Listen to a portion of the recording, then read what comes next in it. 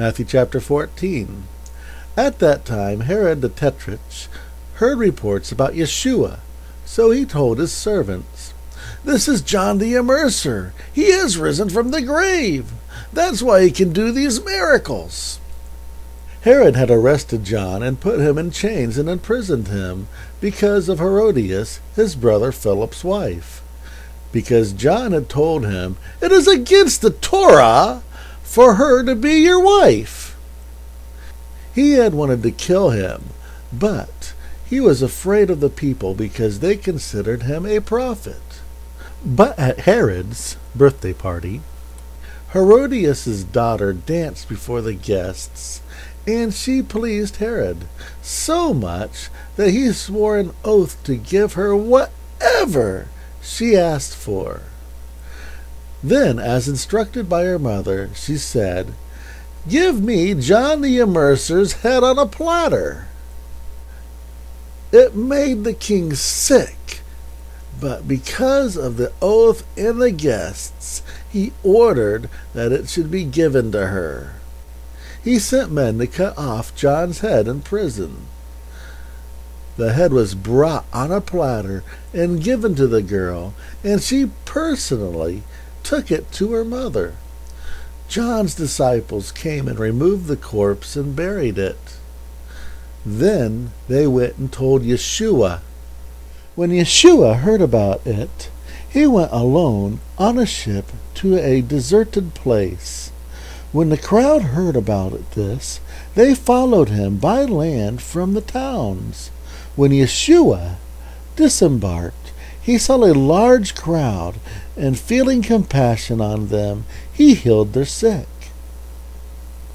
That evening his disciples came to him and said, "This is a deserted place, and it's getting late. Send the people away so that they can go into the villages and buy themselves some food." But he replied, "It isn't necessary for them to go. You give them something to eat." But they replied, "All we have are 5 loaves of bread and 2 fish." Yeshua told them, "Bring them here to me." He told the people to sit on the ground. He took the 5 loaves of bread and 2 fish, and he looked toward heaven and blessed them, and after breaking the food into pieces, he gave it to his disciples, and the disciples set it before the people. Everyone ate as much as they wanted.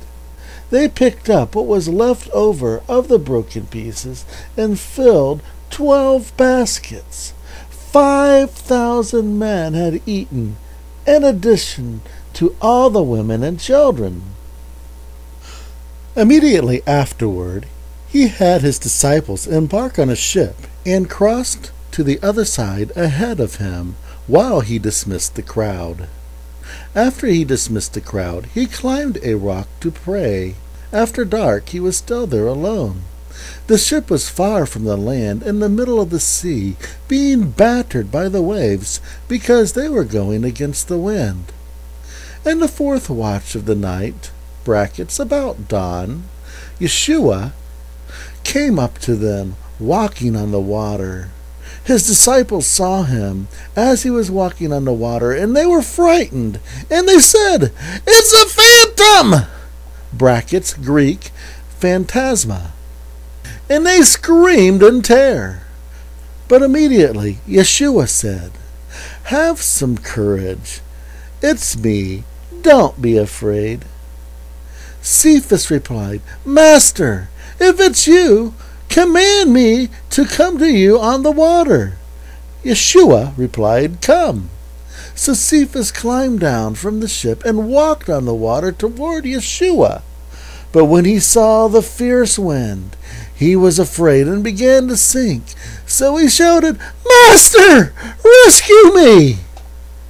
Immediately our master reached out his hand and caught him and said to him, "You have so little faith. Why did you doubt?" As they stepped into the ship, the raging wind subsided.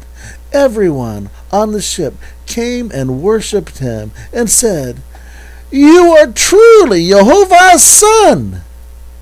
They crossed over and landed in Gennesaret. The men there realized who he was, and they sent messengers, Greek, apostolo, to all the villages around them, and they brought everyone who was seriously sick to him. They begged him to simply let them touch a tzitzit, tassel, of his upper clothing, and everyone who touched one was healed.